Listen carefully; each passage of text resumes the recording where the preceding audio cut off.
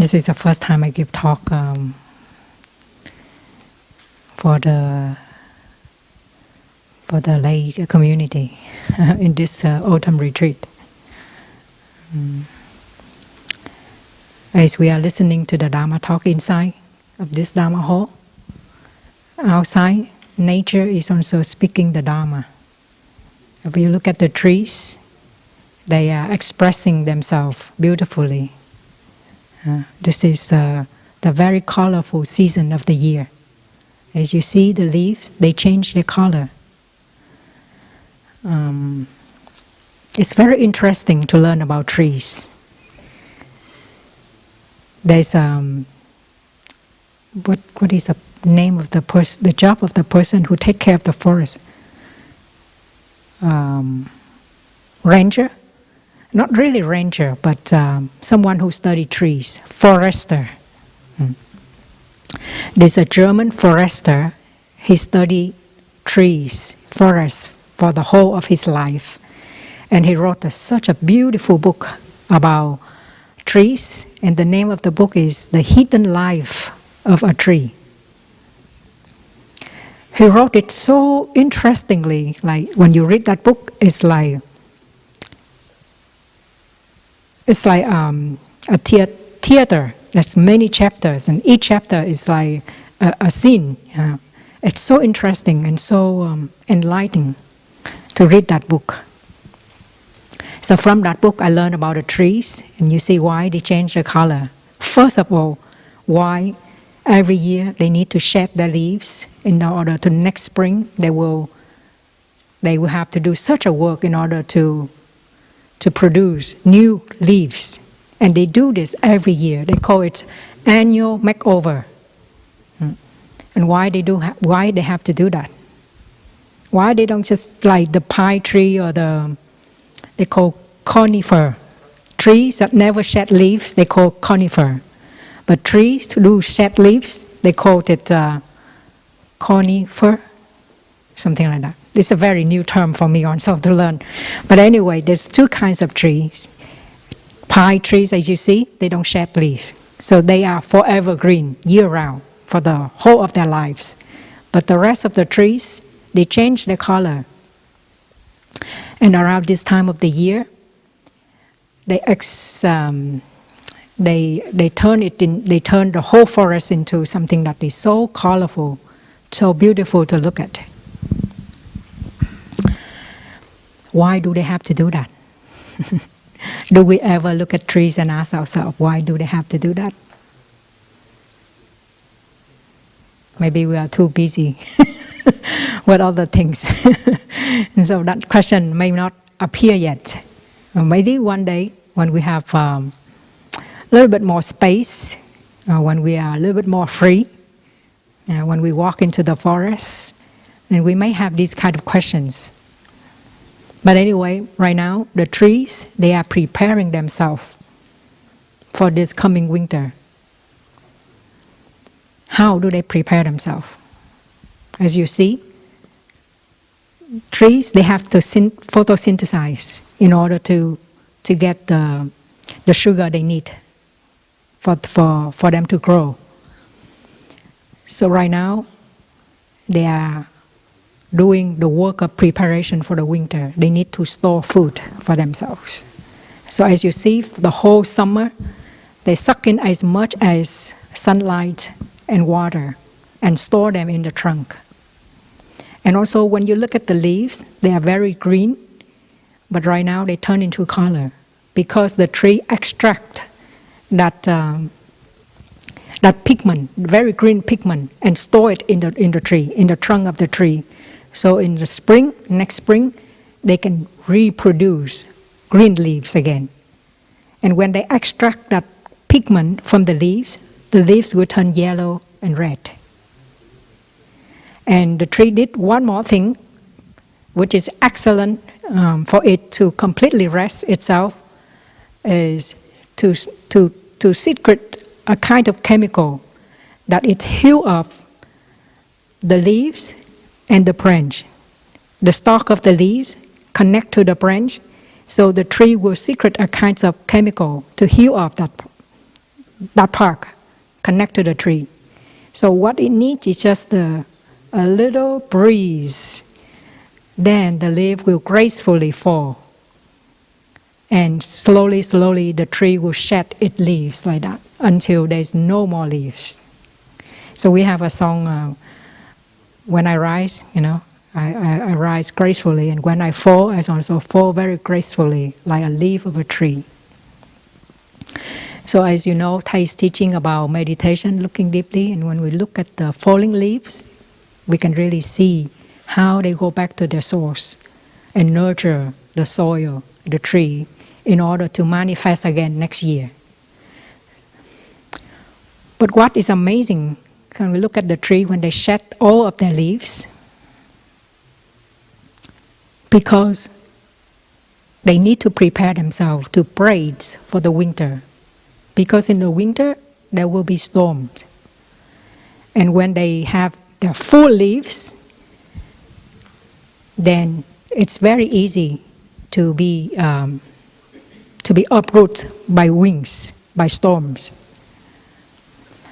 So the scientists, they said that with the wind force of around 60 miles per hour, a tree have to receive a force of 220 tons. That's mean very, very powerful.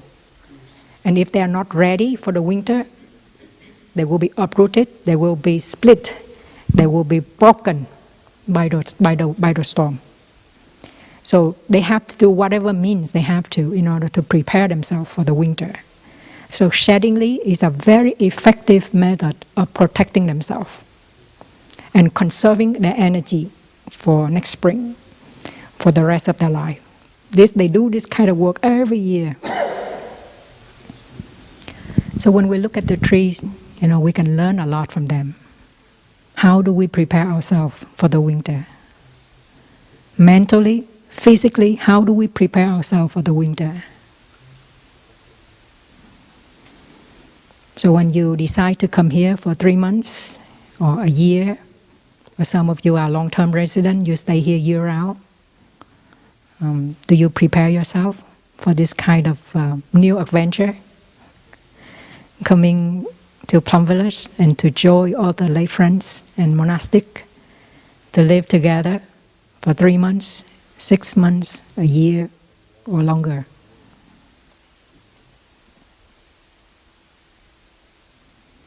To have this opportunity to be in the community, to live in the community is very precious.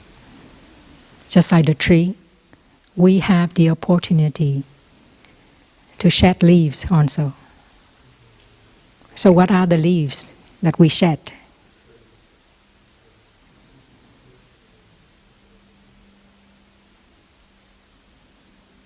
Maybe our habit, our attachment, our addiction, quite many.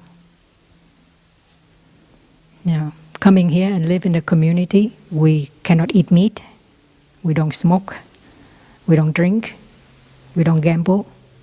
There's quite many things that we don't do. It's very different with the life that we live out there. So if mentally we are not prepared, it's quite difficult to live because we will meet the challenge. And it can be very suffering if we don't prepare ourselves. So sitting meditation is a kind of practice that helps us very much to prepare ourselves, to shed our leaves, so that we can be in tune with the community.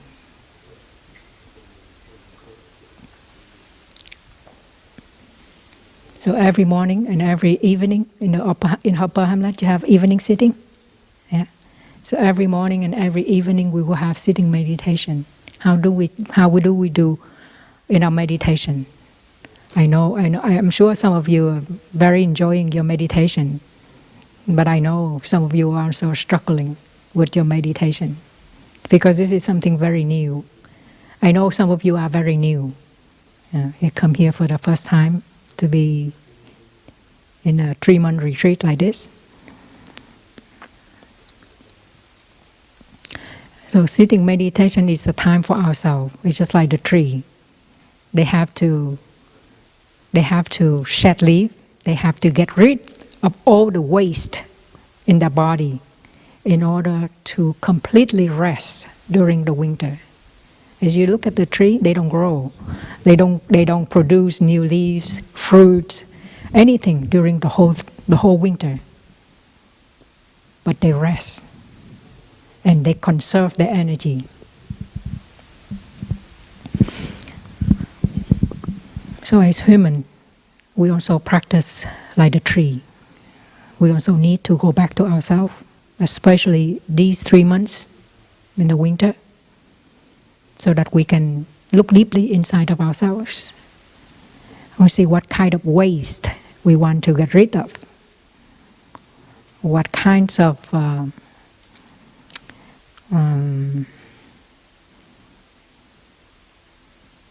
habits or suffering that we want to leave behind, so that we can be light, we can be ready for the coming winter.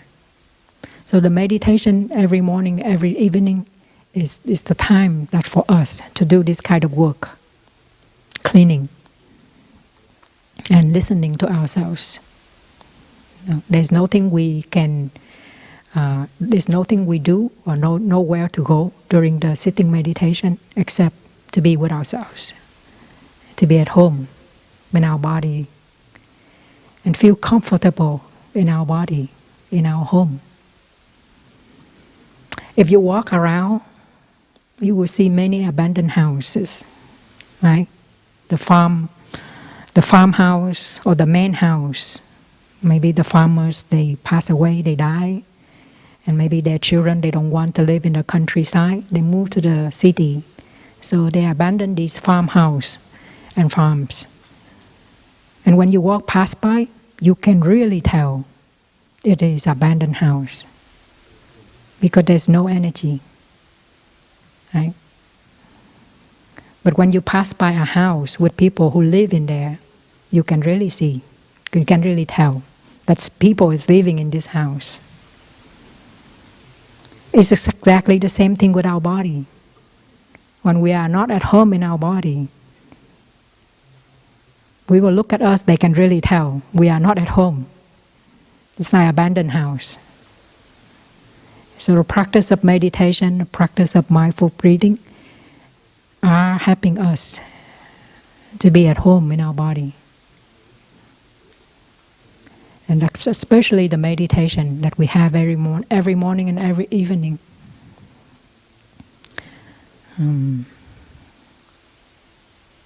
It's a very, very precious time for us to do the meditation, because we don't really have to do anything and we don't have to achieve anything. It's just a time for ourselves, so that we can be kinder to ourselves, we can be more patient to ourselves, we can be more loving to ourselves. So this meditation this helps us to generate this kind of energy, learn how to take care of ourselves. But most importantly, we learn how to accept ourselves fully.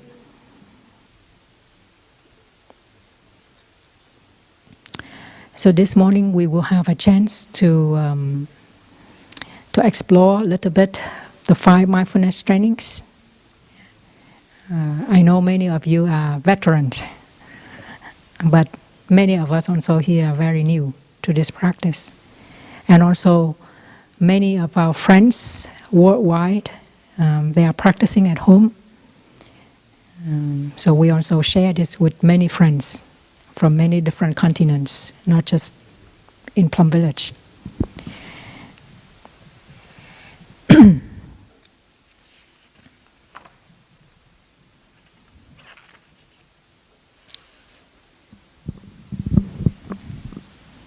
The version of my five mindfulness training we have right now is the product of fourfold Sangha working on it. Maybe a little bit more than 10 years ago. I remember the winter 2008.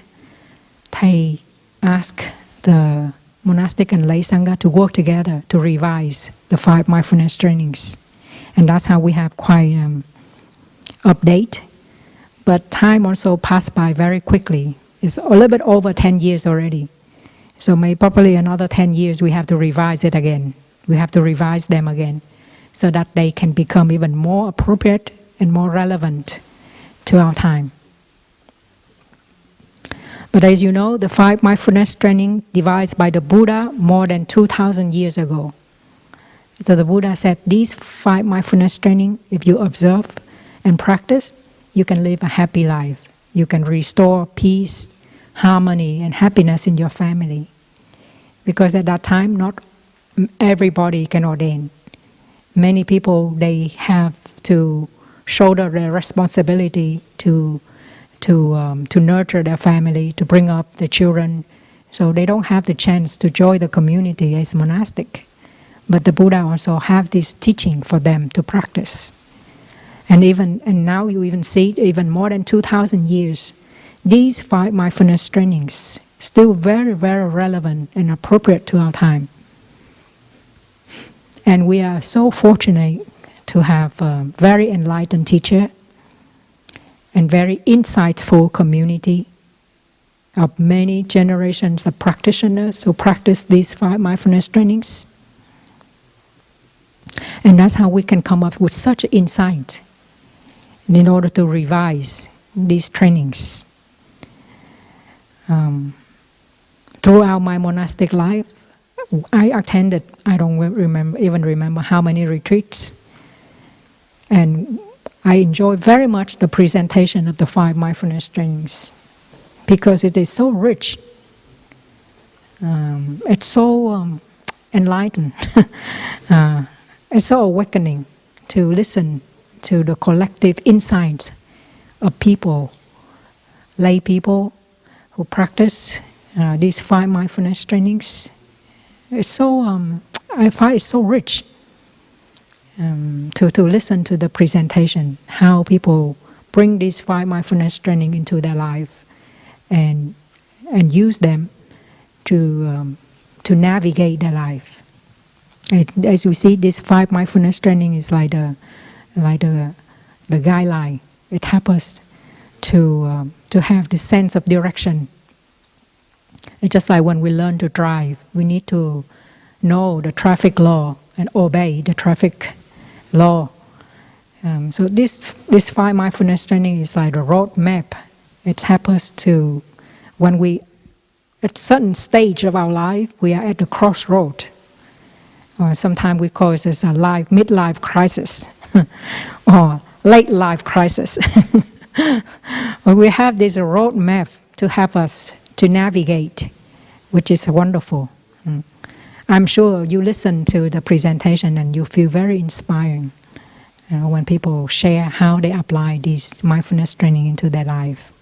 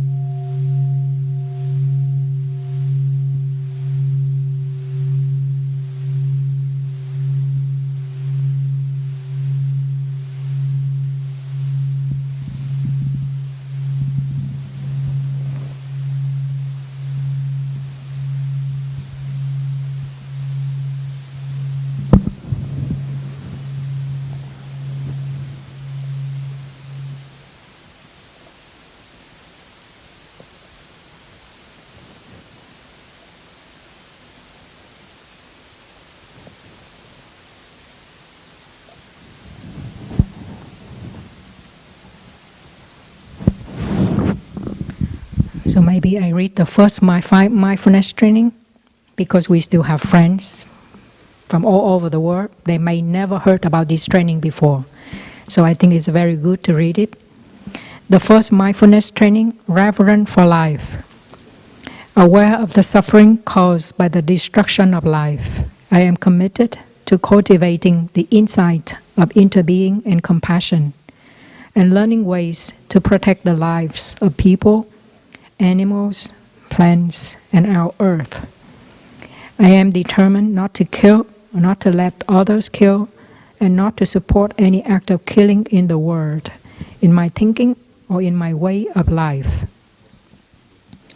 Seeing that harmful actions arise from anger, fear, greed, and intolerance, which in turn come from dualistic and discriminative thinking, I will cultivate openness, non-discrimination, and non-attachment to views in order to transform violence, fanaticism, and dogmatism in myself and in the world. So as we read the first five mindfulness training, we can really see this is a practice of compassion, karuna. Always we begin with the aware of the suffering caused by destruction of life. So what is the practice of compassion? Well, the practice of compassion is a practice of trying to alleviate the suffering of ourselves and of all the beings. I think we are all very much aware that life is very precious, right? Right now we live in a very peaceful time. No war, no calamity. So it's sometimes we can take it for granted. But for those who live in war, and we have war in the world, that's the civil war raging in Syria and many other parts of the world. People suffer deeply because of war. Or the typhoon, the storm, like France and Italy recently received the hurricane Alex.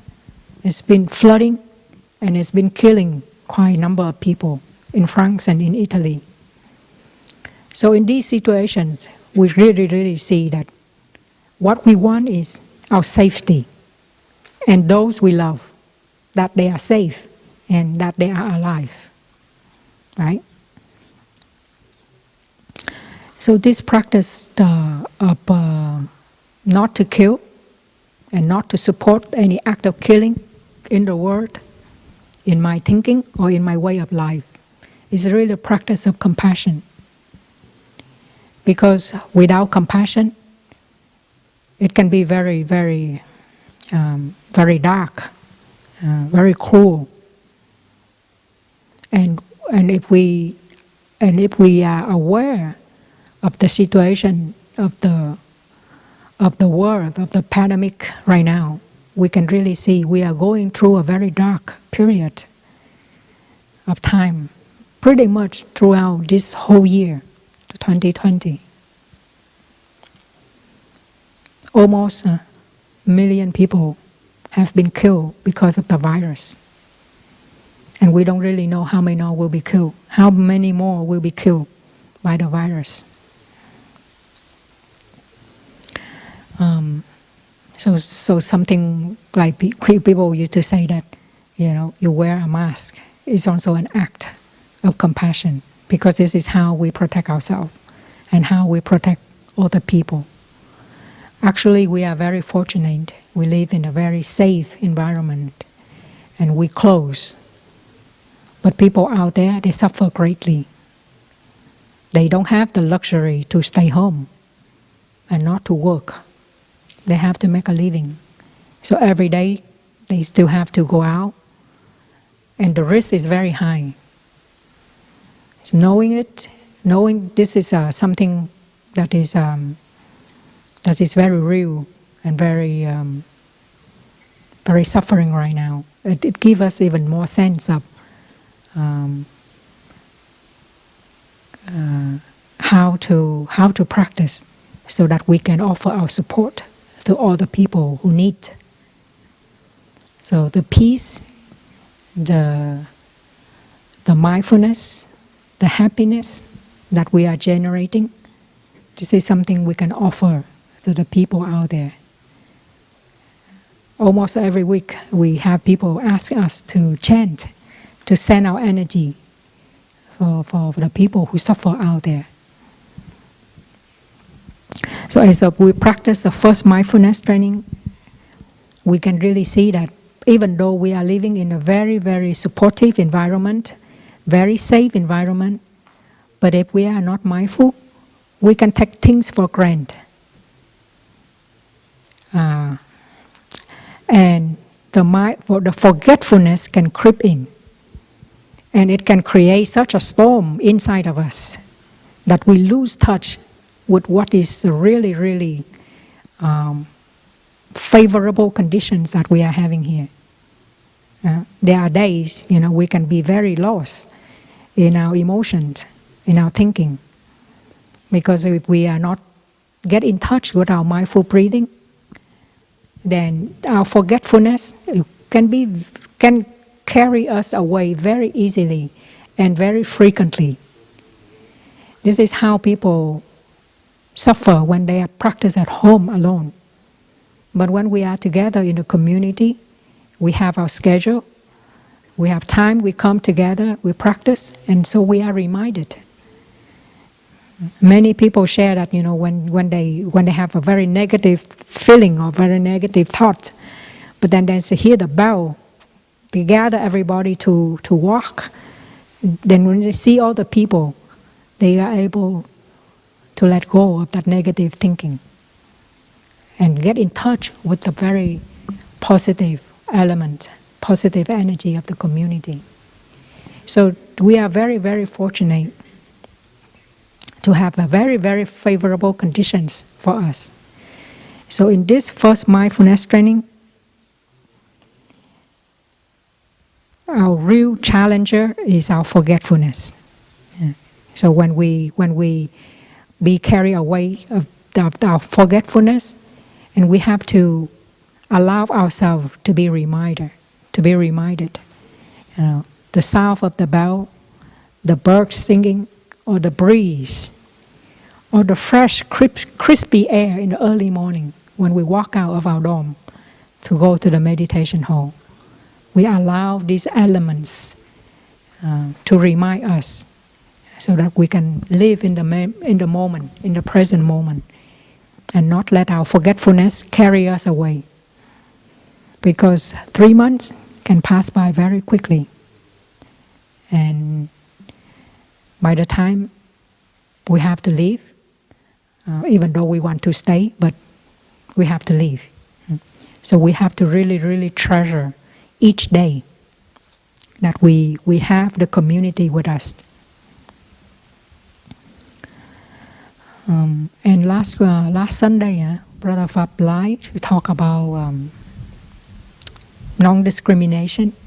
We talked about the Diamond Sutra, the 4 elements, the self, the human, the living beings, and the lifespan.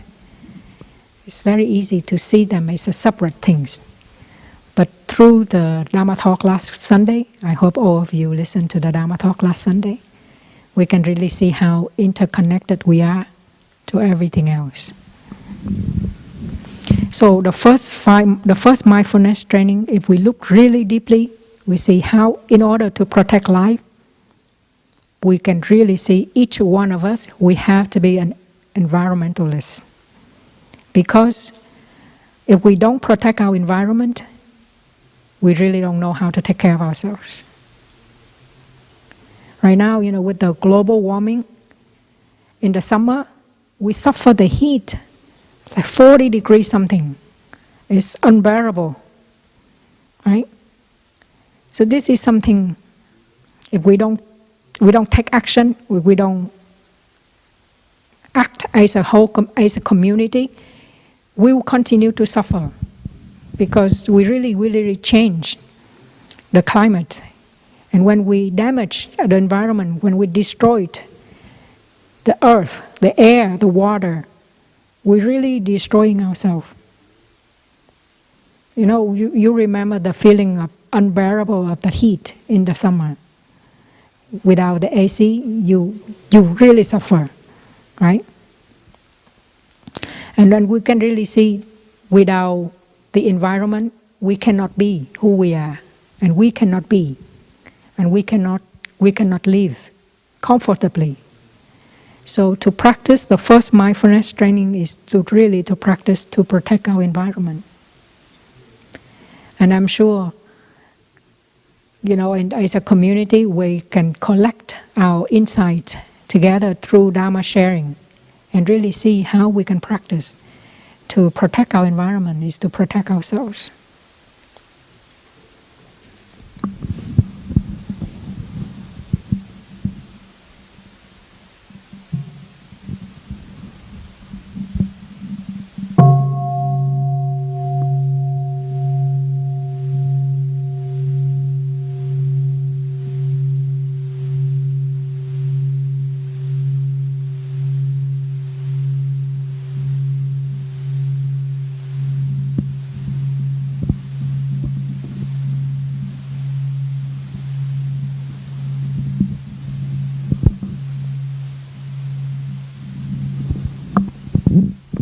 I think I'm a little bit too ambitious to talk about 5 mindfulness training in one Dharma talk. I don't know how I can do this. Maybe we can just touch one element in each training so that we can have a general idea of how rich and how vast each training can be. So in the afternoon or whenever we have time for Dharma sharing, we can discuss and we can learn a lot from the insight of other people. So I like to move to the second mindfulness training. True happiness, aware of the suffering caused by exploitation, social injustice, stealing and oppression. I am committed to practice generosity in my thinking, speaking and acting. I am determined not to steal and not to possess anything that should belong to others. And I will share my time, energy, and material resources with those who are in need. I will practice looking deeply to see that the happiness and suffering of others are not separate from my own happiness and suffering. That true happiness is not possible without understanding and compassion. And that running after wealth, fame, power, and sensual pleasures can bring much suffering and despair. I am aware that happiness depends on my mental attitude and not on external conditions. And I can live happily in the present moment simply by remembering that I already have more than enough conditions to be happy. I am committed to practicing right livelihood so that I can help reduce the suffering of living beings on earth and reverse the process of global warming. So the second mindfulness training is really the practice of loving kindness. It's really to bring joy, to bring relief to other people, because we're really aware of the exploitation, of the social injustice and the oppression that happen every day, everywhere in the world.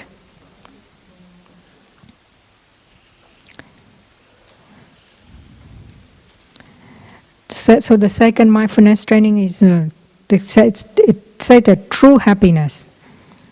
But I want to touch a little bit about generosity in the spirit of this training.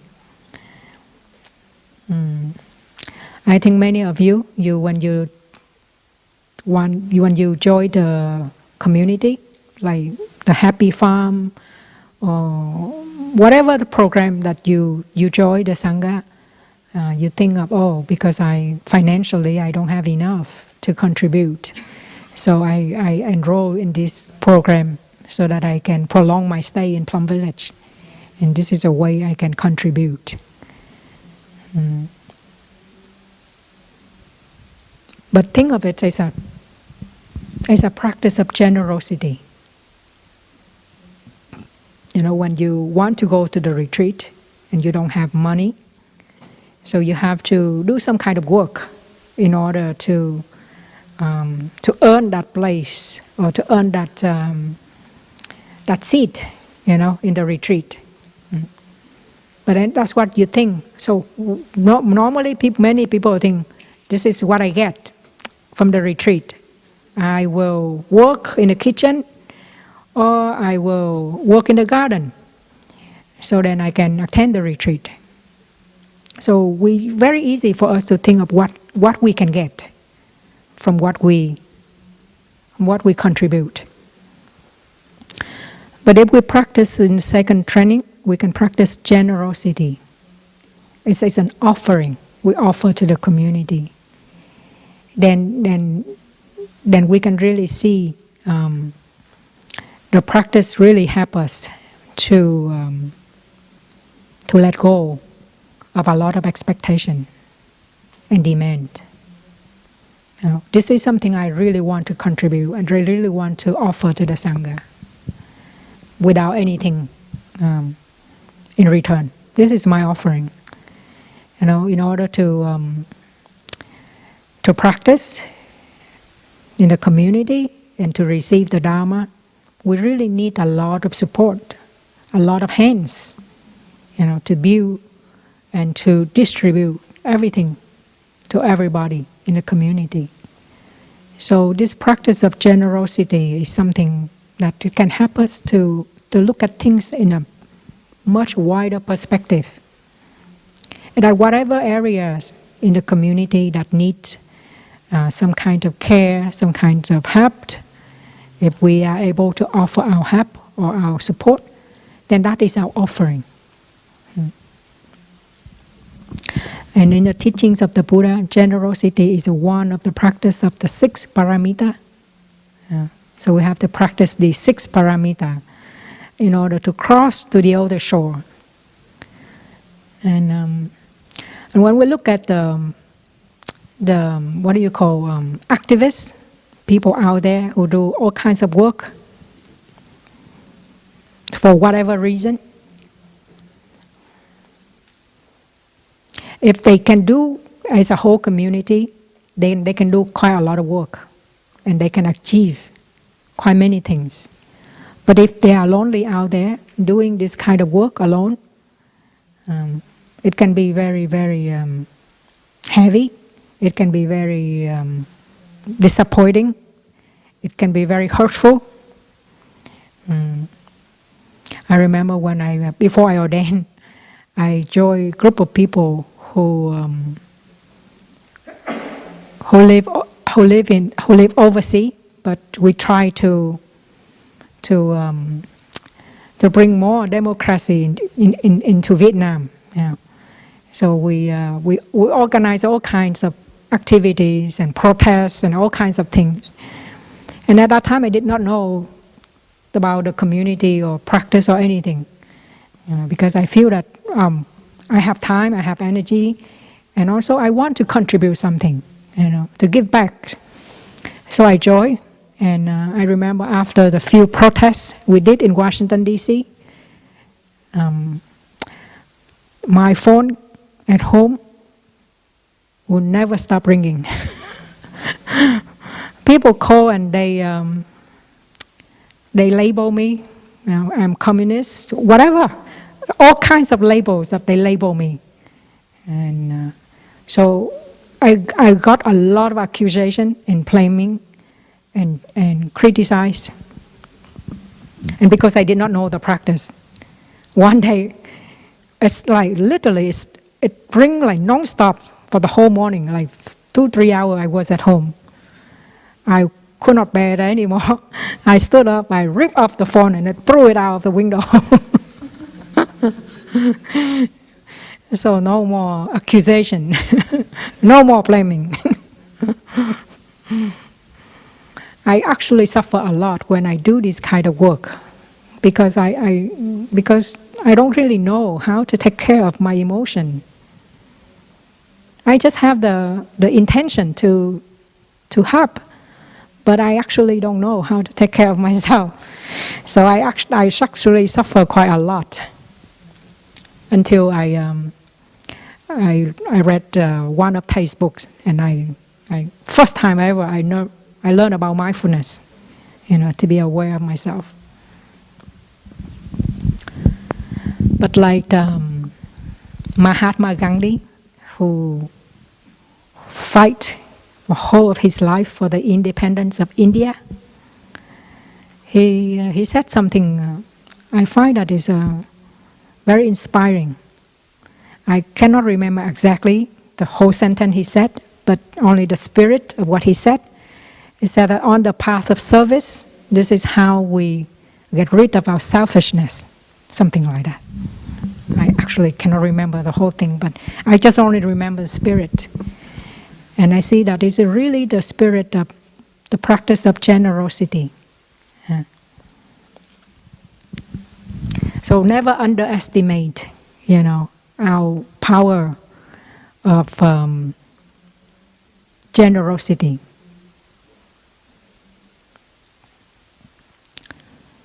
And in the teachings of the Buddha, we have 3 kinds of practice of generosity. You offer material support, material help to those who in need, like people who suffer the fire in California, their house burned down, or the tsunami, or the storm, or the flood. The second kind of offering is the Dharma, to offer people the Dharma so they can practice, and then they can alleviate their suffering, so they can find joy in their life, they can find happiness in their life, they can find that confidence and trust again, in themselves and in the people around them. And the third kind of offering that we can offer is the practice of non-fear. We can offer people the teaching of the Buddha, how to practice so that we have no fear.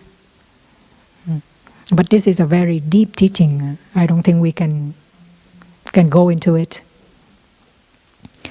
So in the first 2 of the practice of generosity, materials, giving, or the giving of the Dharma is something we can practice. When we practice the Dharma, especially the 5 Mindfulness Training, we bring them into our life, we practice.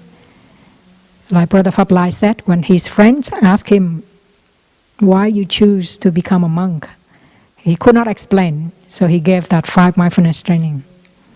As you see. So when you practice the 5 Mindfulness Trainings, you become the living Dharma. When people look at you, they see the living Dharma. This is how you offer the Dharma to other people. Because the Dharma is not only like in books in the library. You want to learn about the Dharma, go to the library. But they actually see you as a living Dharma. So this is really a way of offering the Dharma. This is a way of practice generosity. And we can practice in whatever responsibility we have in our community. This is the way we contribute. And as we know, when we live in a community, there will never end of work. We will have work every day. We will never lack of work to do. But how we do our work, so that in doing this kind of work, we practice, so that our capacity to accept, to embrace ourselves and others can increase. And that is really our fruit of our practice. We can do a lot of work, we can achieve a lot of things, but we still cannot accept ourselves and others. And this is something is very good to invite us to look at ourselves, to look at our practice. You see, if we practice correctly. The 3rd mindfulness training.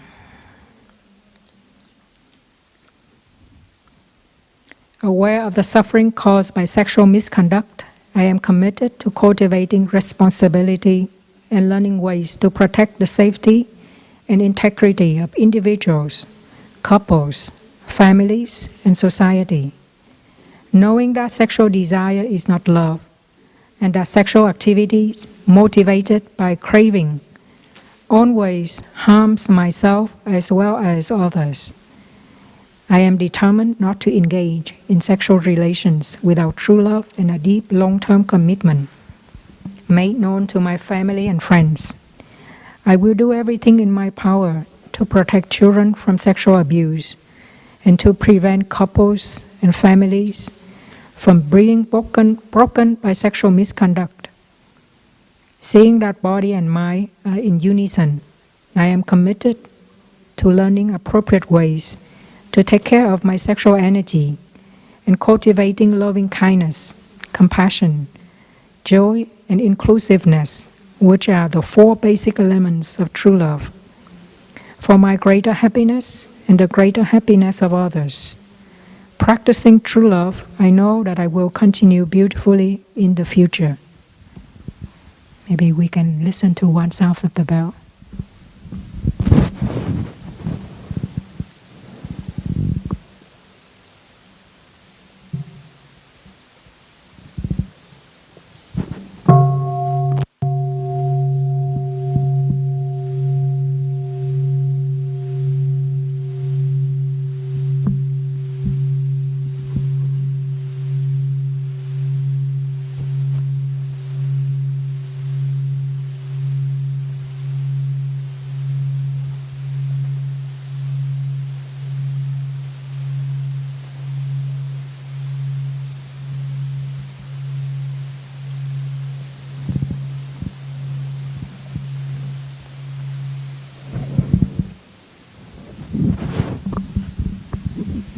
So in this training,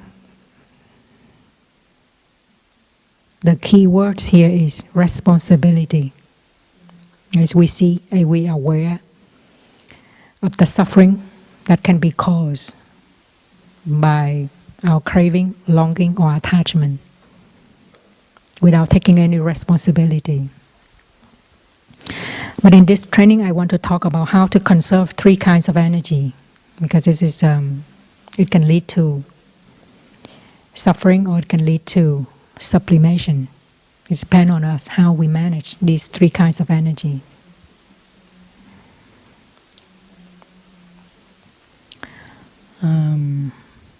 We talk about the sexual, the breath, and the spirit. Or maybe we talk about the sexual first. In each one of us we have this energy, because this is how we continue our family, our lineage. But if we don't know how to manage this energy, or we have too much of this energy, it can bring destructions into our life and the life of the people that we engage in. Since you are living in the monastery, you can learn something from the monastic community. As you see, some of us, when we eat, we bring our alms bowl. We call it the appropriate measure, a vessel of appropriate measure, so that we can eat the same amount of food every day. Because if we eat too much, there will be excess energy. And it's very difficult to manage when we have excess energy. And that's how you see, we eat the same amount of food every day. And it's very, very good in the community. We eat at the same time every day. So it is so good for our body. Yeah.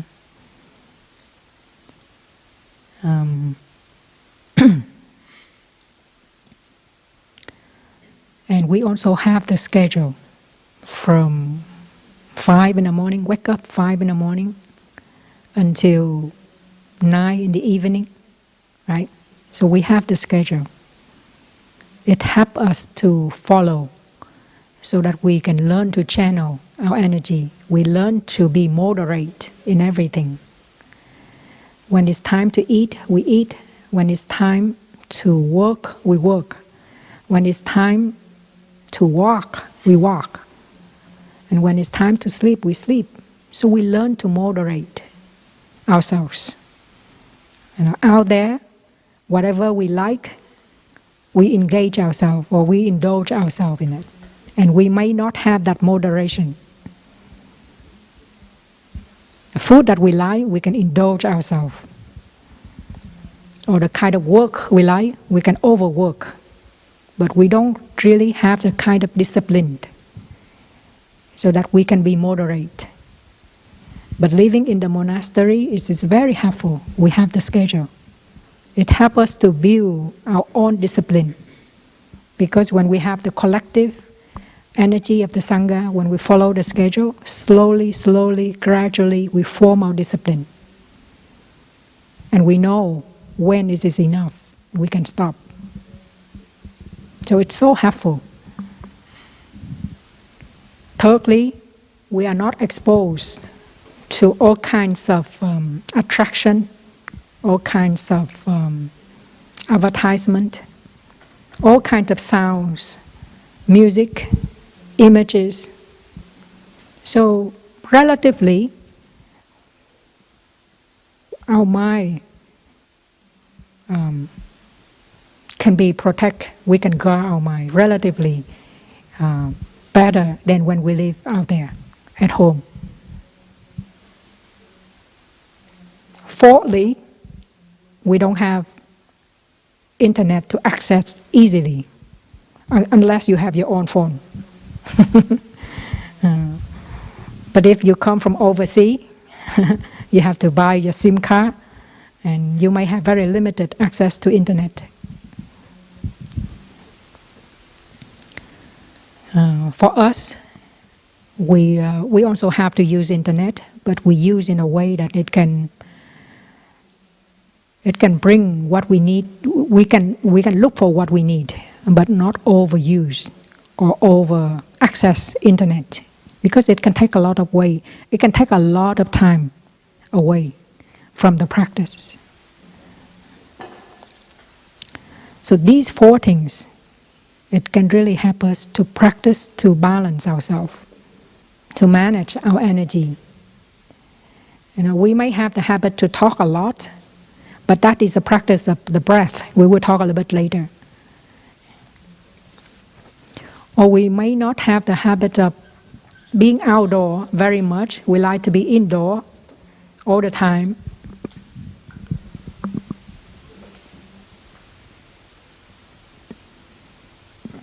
Or we have a very abusive childhood, or we come from a very broken family, or we just ended a very violent marriage or relationship with other people.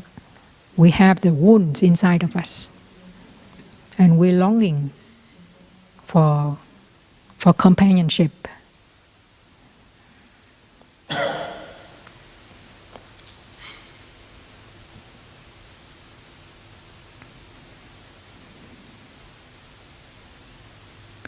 So practicing mindfulness will help us to be aware of our energy and of our tendency. Actually, when we practiced the second mindfulness training, I remember one person share in the presentation. She has the tendency to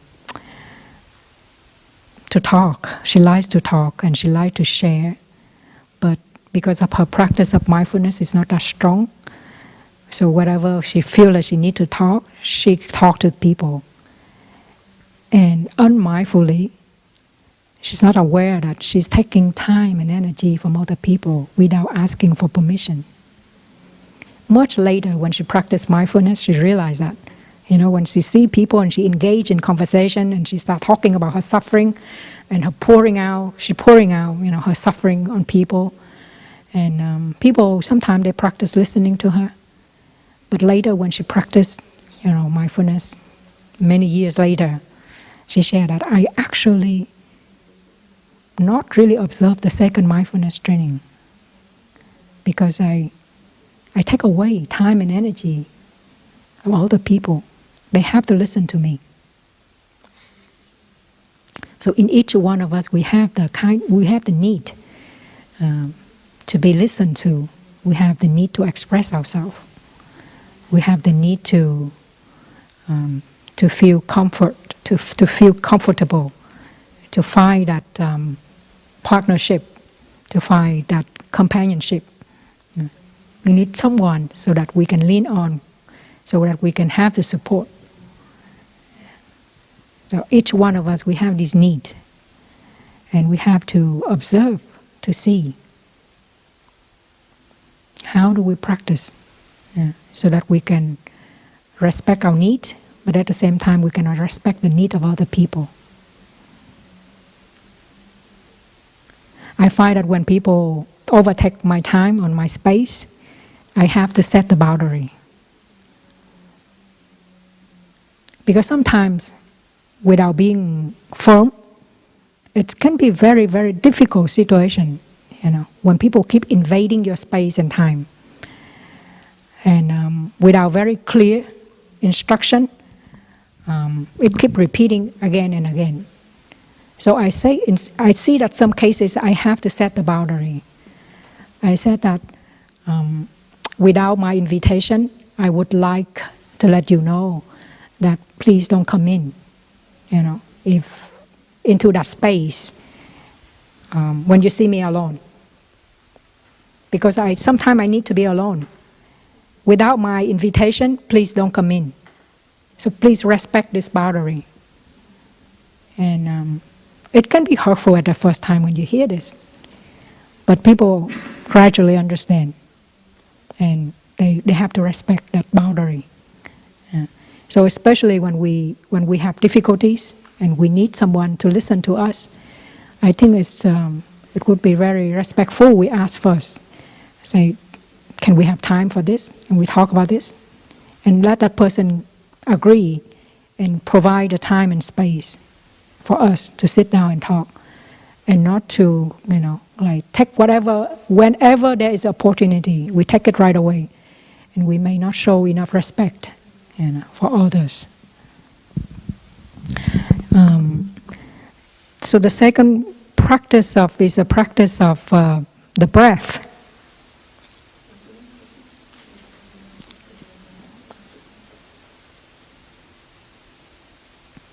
When we join the community, we meet all kinds of people.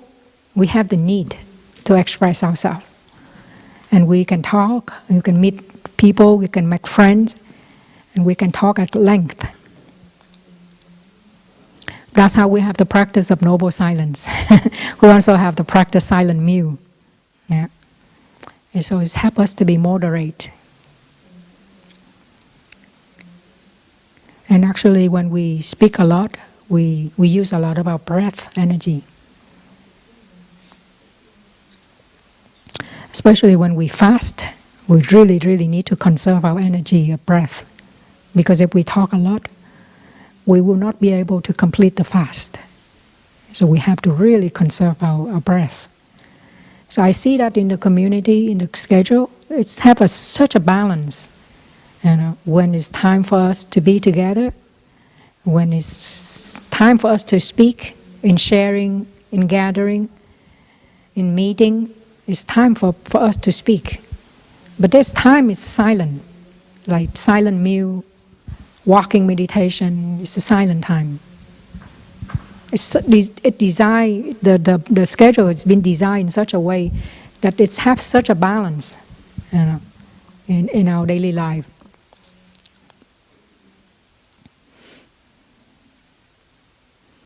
So breath is also one kind of energy that we also need to conserve, especially in winter. As you know, winter is the season of the lung. If we don't protect our lungs, virus can come in.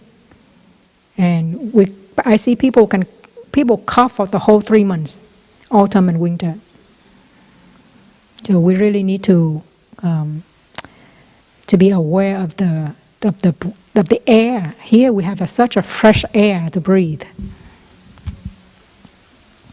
And the practice of mindful breathing is also a very good tool to help us to breathe and to nourish ourselves with the breathing.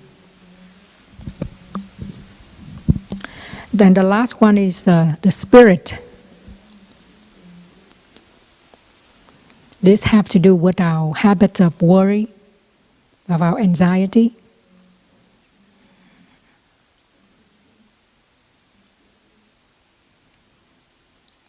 If we don't sleep well at night, it takes tolls on our spirit energy in the morning. So we have to arrange our time, our daily activities in such a way that we have enough restful time, enough rest, enough sleep.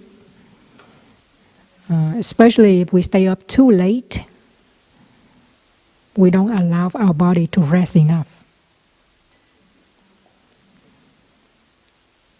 We have to listen to a biological clock of our body. And also we have to get up early in the morning. If we stay up too late, we cannot get up in the morning, early in the morning. And I see that this is something you bring it in when you join the monastery. Because out there you stay up late. Midnight, 1, 2 is very normal. But when you join the community, when you look at the schedule, it's say 10:30, light out. At that time, it's just like that's the time you feel the most awake, right? Some of you. And you can stay up very late. Staying up late, it affects the whole organs because they need to rest. Because we stay up late, they have to stay up and they have to work. They don't have enough rest.